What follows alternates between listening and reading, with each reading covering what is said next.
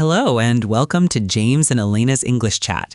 I am James, and I am so happy to have you here with us today. And I'm Elena. We are very excited to start this new series with all of you. Before we dive in, I want to mention that this podcast is designed specifically for B1 to B2 intermediate level English learners. We will keep our language clear and our stories relatable. That is right, James. And to all our listeners out there, please just relax. It is perfectly okay if you miss some words or do not understand every single thing we say.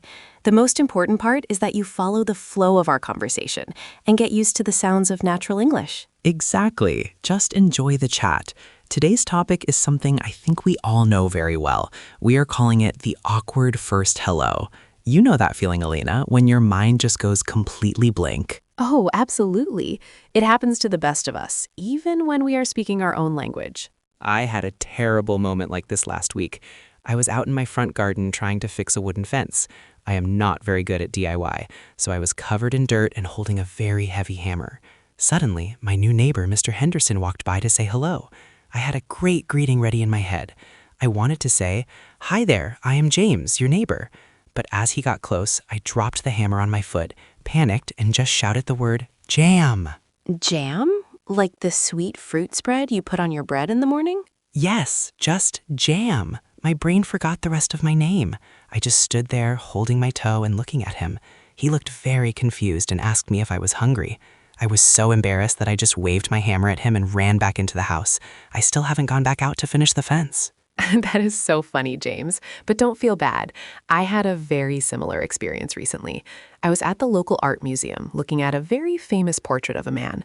A woman came up to me and asked if I knew who the artist was. Now, I had literally just read the sign next to the painting 2 minutes before. But because she surprised me, my mind went totally white. I looked at the painting, then at her, and I said, "It is a man with a very big hat." A man with a hat? Well, you weren't wrong, Elena. I know, but she was a museum guide. She already knew the answer. She just smiled at me like I was a small child and said, "Yes, it is a Rembrandt." I felt like such an amateur. It is amazing how stress can make us forget even the simplest words. It really is. Why do you think that happens? Especially for English learners, it feels like all the vocabulary we study just disappears the moment we actually need to use it. It is because our brains go into survival mode. When we feel nervous or on the spot, we focus more on the fear than on the language. For learners, you are trying to translate, check your grammar, and be polite all at once. It is a lot of pressure. That is why we want to talk about how to handle these awkward moments and realize that everyone, even teachers, make silly mistakes. That makes so much sense. I often feel like a robot repeating a script when I meet someone. I say, "I am James, I live in London, and I work in media." It is so boring. I can feel the other person's eyes losing interest. How do we make it more interesting without feeling even more pressure? You are right. Most people focus on their job title or where they live, but those are just facts. They are a bit dry. A much better way to break the ice is to share a tiny, real detail about your life. It makes you human and much more relatable. So instead of a title, I should share a struggle, like telling someone I am terrible at fixing things. Last week, I tried to fix a loose handle on my kitchen cupboard. I used the wrong tool, and the whole door fell off and hit the floor. My cat Barnaby just sat there and watched me fail. He looked very disappointed in me. That is perfect. That story is much better than saying, "I enjoy home improvement." It shows your personality. I had a similar experience a few years ago. I was on a summer trip in a small village in Italy. I was staying with a wonderful elderly lady named Sophia. Italy in the summer sounds like a dream. Did you spend the whole time eating pasta and looking at the view? Mostly, but I wanted to be helpful, so I offered to help Sophia in her garden. Now, you have to understand, I have what we call a black thumb. That means I am terrible with plants. I try hard, but they usually die. Anyway, I was trying to pull out weeds, those are the wild plants you don't want, and I accidentally pulled out all of her young tomato plants. Oh no, not the Italian tomatoes. That is like a crime in Italy, isn't it? I felt like a criminal. I was so embarrassed. But instead of hiding it, I went to her and said, "Sophia, I am so sorry. I am a city girl and I don't know the difference between a tomato and a weed." I expected her to be angry, but she started laughing so hard she had tears in her eyes. That is a relief. So the mistake actually helped you? It did. We spent the whole afternoon in the kitchen, and I told her about all the plants I have accidentally killed in my apartment over the years. That little story about my gardening failure made us best friends for the rest of the trip. It broke the ice much better than if I had just told her I was a teacher. I see. If you had just been the perfect guest, you might not have had that connection. It is about being a little bit vulnerable, right? That is a big word, but it means showing your real, imperfect self. Exactly. For English learners, this is a secret weapon. When you admit a small mistake or a funny failure, the other person relaxes. They stop judging your grammar because they're focused on your story. They might even say, "Me too." And then you have a real conversation starting. I love that. It takes the pressure off. I don't need to be the best English speaker. I just need to be the James who breaks cupboards and gets judged by his cat. It's funny you mention my cat and my broken cupboards because those are exactly the things that people actually remember. I've realized that when I try to sound important or talk only about my job, people just nod and look at their phones. But when I mention my strange obsession with 90s pop music, people immediately wake up. That is what I like to call the magic of small hobbies. Being an interesting person isn't about having a giant house or a famous job. It's really just about being interested in things. When you are interested in something, even something small, you become magnetic. It's true. I remember a few months ago, I was at a very boring meeting with my neighbors to discuss the trash bins. Everyone was grumpy and tired. Suddenly, my phone started ringing at full volume, and my ringtone was Wannabe by the Spice Girls. I was so embarrassed, I wanted to disappear into the floor. Oh no, did they look at you like you were crazy? I thought they would, but the lady sitting next to me, who usually looks very serious and never smiles, started laughing. She said, "Oh my goodness, I haven't heard that song in years. I used to have the posters on my wall." Suddenly, the whole room was talking about their favorite 90s bands instead of trash bins. It was the most relaxed meeting we've ever had. That's a perfect example. That silly ringtone was a bridge. It made you approachable. I have a close friend who is a very high-level surgeon. She's very smart and a bit intimidating, but her hobby is making tiny, miniature furniture for dollhouses. She spends hours making little wooden chairs and tiny lamps. A surgeon who makes dollhouse chairs? That's amazing. It is. And she told me that whenever she goes to a party, she doesn't tell people she's a surgeon first. She tells them she makes tiny pillows. People immediately lean in and ask questions. They feel they can talk to her because she has this quirky human side. It's a hook that people can grab onto. I love that. But I think some English learners might feel that their hobbies are too simple to talk about. Like if I just like walking in the woods or cooking basic pasta, is that enough? Absolutely. I recently watched a documentary about the art of noticing. The main idea was that anything can be fascinating if you pay attention to it. If you love walking, don't just say, "I like walking." Say, "I found this incredible trail behind the old bakery, and there's one tree that looks like a giant broccoli." A broccoli tree. See, now I want to go for a walk with you just to see that. It's the details that make the hobby magic, isn't it? Exactly. I once had a student who was very quiet. He thought his life was boring. But one day he mentioned he was trying to grow the perfect tomato on his balcony. He started describing the different types of soil and how he talked to his plants. The whole class was fascinated. He wasn't just a student anymore. He was the tomato guy. It gave him confidence because he was the expert on his own little hobby. So instead of trying to find big topics like politics or the global economy to practice our English, we should look at our own balconies or our own playlists. Precisely. When you talk about something you actually care about, you stop worrying so much about your grammar. Your passion carries the conversation, and the other person feels that energy. It's the easiest way to make a real connection. That is so true. But sometimes, even when I am really excited about a hobby, I feel like I might be talking about it in the wrong way. Like, is there a special way we should act depending on where we are? I always worry that I sound too serious or maybe too silly. That is a fantastic point, James. It is all about reading the vibe of the room. This means understanding the mood of the people around you. I actually learned this lesson the hard way a few years ago, and it was quite embarrassing. Oh, I love an embarrassing story. What happened? Well, I was invited to a backyard barbecue at a neighbor's house. It was very casual. People were wearing shorts, flip-flops, and kids were running around with water balloons. But I had just finished a 3-day professional teaching conference. My brain was stuck in formal mode. When a neighbor asked me what I did for a living, I didn't just say, "I'm a teacher." I gave this long, very serious speech about educational methodology and the psychological impact of curriculum design. I even used my hands to make points like I was on a stage. Wait, while they were holding paper plates with hot dogs? That sounds like you were giving a lecture in the middle of a party. Exactly. Everyone just stopped chewing and stared at me in silence. It was so awkward. I realized I was using big English words when I should have been using small talk English. I wasn't matching the energy of the backyard. I was being too formal for a burger party. I did something similar last week at the hardware store. I had been watching these very fancy interior design videos on the internet. When I went to buy a simple light for my desk, I started asking the clerk about the aesthetic harmony and the chromatic temperature of the bulb.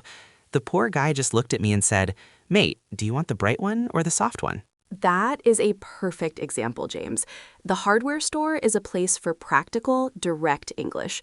Using fancy design words there is like wearing a tuxedo to go jogging. It just doesn't fit the setting. So how can our listeners avoid making the same mistake? Is there a trick to knowing which version of English to use? The best trick is to listen for the first few minutes. Don't feel like you have to speak immediately. Listen to the volume of the voices. Are they loud and laughing or quiet and serious? Look at the body language. If people are leaning back and relaxing, your language should be relaxed too. If you are at a job interview and everyone is sitting up straight, that is the time for your more perfect and formal English. So it is like a mirror? I should try to reflect the way other people are speaking? Precisely. And if you do make a mistake, like I did at the barbecue, don't worry. You can just laugh and say, "Sorry, I've had a long day at work. I'm still thinking in." That is so true. Sometimes I am still thinking in work mode when I get home, and my poor neighbors think I am being serious when I am actually just tired. But it makes me wonder, even if we say the right words, how we look must matter a lot too, right? I feel like sometimes I look as stiff as a board when I meet someone new. You are absolutely right, James. Before we even open our mouths, our bodies are already telling a story. We call this body language. It is the nonverbal side of communication. If your words say, "I am happy to meet you," but your body looks tense, people will believe your body, not your words. It reminds me of when I was about 7 years old on the school playground. I was the new kid, and I really wanted to join a game of football, but I was so nervous that I stood by the fence with my arms crossed tightly and a very grumpy look on my face. I thought I looked cool and serious, like a professional player. Oh no, I can guess what happened next. Did they ask you to play? Not at all. They completely ignored me.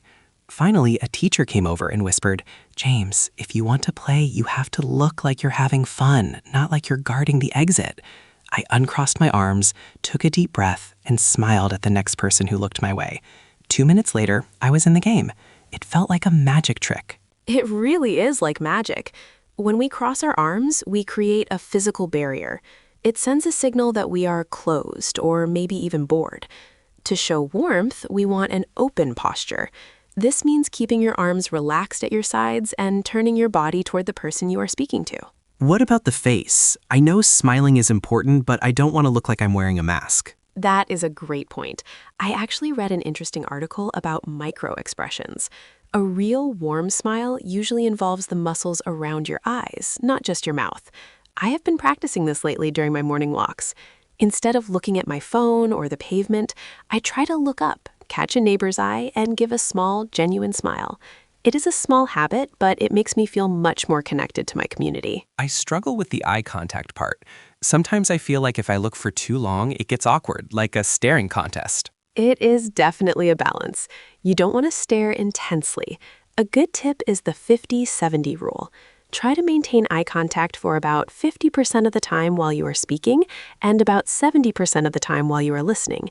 This shows you are interested and paying attention without making the other person feel uncomfortable. That's a very helpful rule.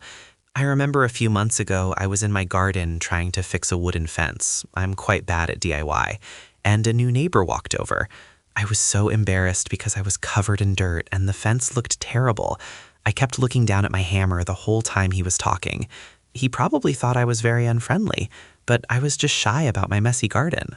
Exactly. He couldn't read your mind. He could only see that you weren't looking at him.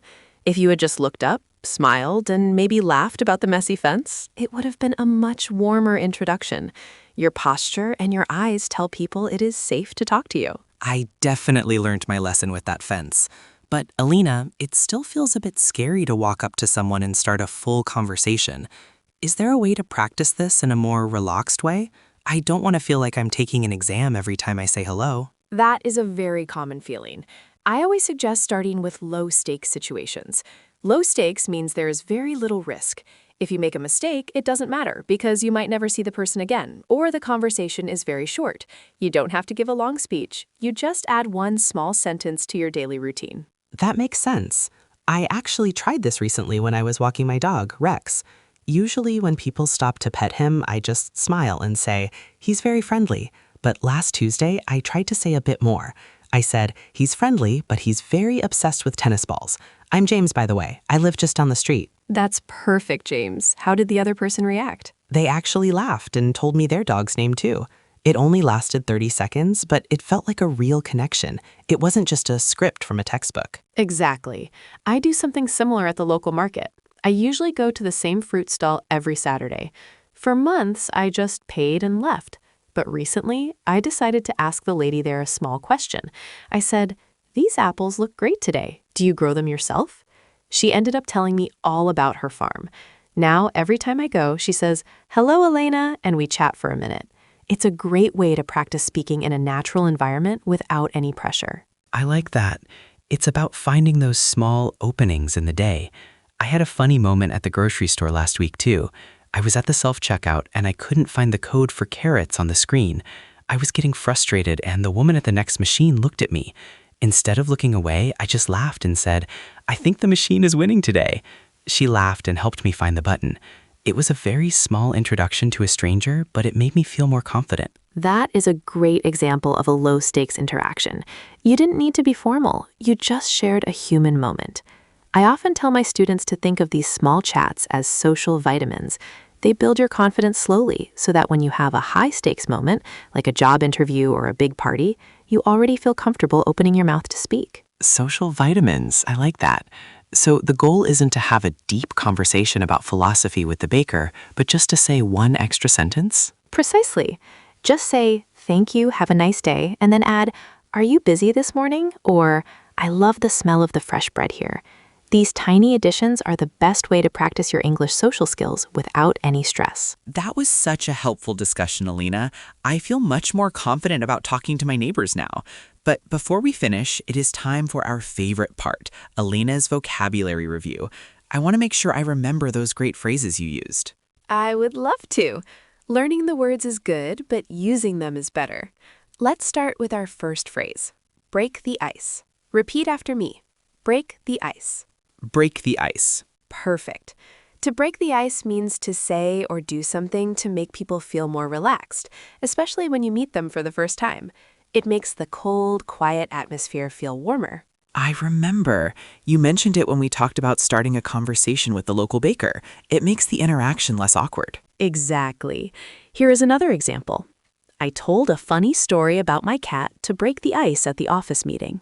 Okay, phrase number 2 is social butterfly. Repeat after me.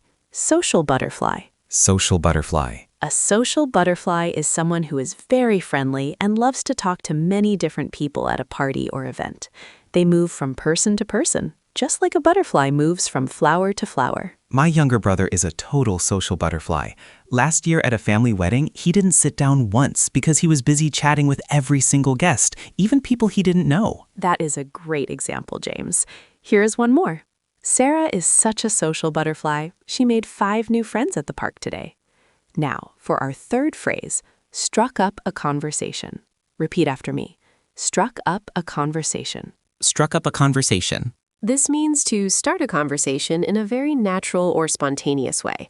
It is the past tense of strike up. I used this earlier when I talked about the time I was at the hardware store trying to fix my broken sink. I struck up a conversation with a man buying tools, and he actually gave me some great advice. That's a perfect use of the phrase. You can also say, while I was waiting for the bus, I struck up a conversation with an elderly lady about the weather. Ready for the fourth one? It is a people person. Repeat after me. A people person. A people person. A people person is someone who enjoys being around others and is very good at communicating with them. They find it easy to be friendly. I definitely think I am a people person. I tried a hobby once where I had to sit alone in a quiet room and paint models, but I hated it. I miss talking to people too much. I can see that. An example sentence is, our new manager is a real people person. She always listens to our ideas with a smile. And finally, number 5, reading the room. Repeat after me. Reading the room. Reading the room. This means to understand the emotions or the mood of a group of people without them telling you. It helps you know if you should be funny, serious, or quiet. Oh, I needed this skill last week. I walked into my neighbor's house ready to tell a loud joke, but everyone was sitting quietly and looking worried because their dog was missing. I had to read the room and be quiet instead. That is a very important time to read the room. Here's a final example. Before you start complaining about your day, try to read the room. Your friends might be having a difficult time too. Wow, Elena, we have covered a lot today. From breaking the ice to reading the room, I feel much more confident about introducing myself now. I think the biggest lesson for me is that I don't need to be someone else to make a good impression. Exactly, James. Authenticity is the most important part. Authenticity just means being real or being yourself. You don't need to have a perfect accent or use the most difficult words to connect with people. That is so true. It actually reminds me of a funny mistake I made last summer. I decided to join a local woodworking club because I wanted to learn how to make my own shelves. I was so nervous about making a good first impression that I brought a huge wooden birdhouse I made. Well, to be honest, I actually bought it at a garage sale. I tried to introduce myself as a skilled craftsman who just wanted to hang out. Oh no, James. I can see where this is going. What happened? Well, the moment I set it on the table to show the group, the roof fell off and a little plastic bird rolled across the floor. Everyone went silent. I felt so silly. But then I just laughed and said, okay, I lied.